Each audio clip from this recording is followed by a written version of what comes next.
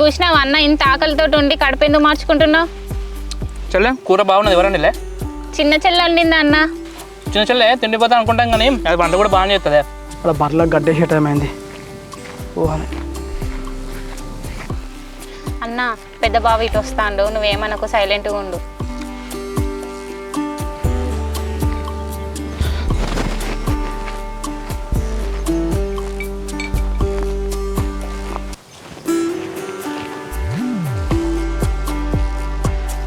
అబ్బా ఈ బావ ఎప్పుడు లేట్గానే ఫోన్ లిఫ్ట్ చేస్తలేడు ఏంది అసలు?